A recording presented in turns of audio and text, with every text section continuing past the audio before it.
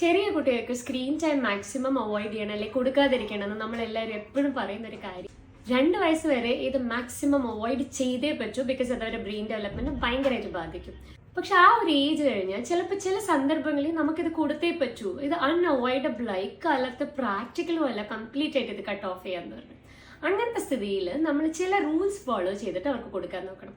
ഒന്ന്, കഴിയുന്നത്ര നിങ്ങൾ വാച്ച് ചെയ്യാൻ നോക്കണം ചെറിയ കുട്ടികളുടെ കൂടെ. ബിക്കോസ് ഇതിൽ വരുന്ന കണ്ടന്റ് നമുക്ക് റെഗുലേറ്റ് ചെയ്യാൻ പറ്റില്ല. അവരുടെ കൂടെ ഇരുന്ന് ഇത് നമ്മൾ വാച്ച് ചെയ്യുമ്പം ഒന്ന് നിങ്ങളുടെ ബോണ്ടിങ് ടൈമിനെയും ഹെൽപ്പ് ചെയ്യും, 2 നിങ്ങൾക്ക് ഷോസ് റെഗുലേറ്റ് ചെയ്യാൻ പറ്റും. അതിൽ വയലൻസ്, ട്രോമ, അവരുടെ ബിഹേവിയറിനെ എഫക്ട് ചെയ്യുന്ന എന്തെങ്കിലുമൊക്കെ ഉണ്ടോ എന്ന് നിങ്ങൾക്ക് വാച്ച് ചെയ്യാൻ പറ്റും. ഒരു തരം ഓവർ സ്റ്റിമുലേറ്റിംഗ് എന്ന് വെച്ചാൽ അവരുടെ ഫീലിംഗ്സിനെ അഗ്രവേറ്റ് ചെയ്യുന്ന തരത്തിലുള്ള ഒരു ഷോസും അവരെ കാണിക്കാതിരിക്കാൻ നോക്കണം. ഇക്കാലത്ത് കുട്ടികൾക്ക് അപ്രോപ്രിയേറ്റ് അല്ലാത്ത പലതരം കണ്ടന്റ്സ്, വ്ലോഗ്സ് എല്ലാം വരുന്ന ടൈം. അതുകൊണ്ട് നമ്മൾ വാച്ച് ചെയ്ത് റെഗുലേറ്റ് ചെയ്യുന്നത് ഭയങ്കര ഇമ്പോർട്ടൻറ്റ്. 2, ഞാൻ മുൻപും പറഞ്ഞിട്ടുള്ളതുപോലെ കഴിയുമെങ്കിൽ യൂട്യൂബ് കിഡ്സ് ഡൗൺലോഡ് ചെയ്യാൻ നോക്കണം. അതിൽ അവരുടെ ഏജ് ഇട്ട് കഴിഞ്ഞാൽ ഏജ് അപ്രോപ്രിയേറ്റ് കണ്ടന്റ്സേ വരും. ഷോർട്സ്, റീൽസ് അങ്ങനത്തെ തരം ഒരു ഐറ്റംസും വരില്ല. 3, യൂട്യൂബ് കിഡ്സ് അല്ലെങ്കിൽ കിഡ്സ് ഫ്രണ്ട്ലി ആയിട്ടുള്ള പലതരം ആപ്സ് ഉണ്ട്. ഇതിലൊക്കെ നമുക്ക് ടൈമർ സെറ്റ് ചെയ്യാൻ പറ്റും. 1/2 മണിക്കൂർ, 1 മണിക്കൂർ, 2 മണിക്കൂർ എന്നൊക്കെ പറഞ്ഞു.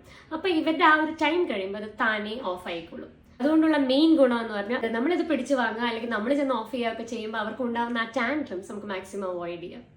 ഞാൻ വീണ്ടും പറയാണ്, കഴിയുന്നത്ര സ്ക്രീൻ ടൈം കൊടുക്കാതെ തന്നെ ഇരിക്കും. പക്ഷേ കൊടുക്കേണ്ടി വരുമ്പോൾ നിങ്ങൾ കഴിയുന്നത്ര ഈ റൂൾസ് എല്ലാം ഫോളോ ചെയ്യാൻ നോക്കുക.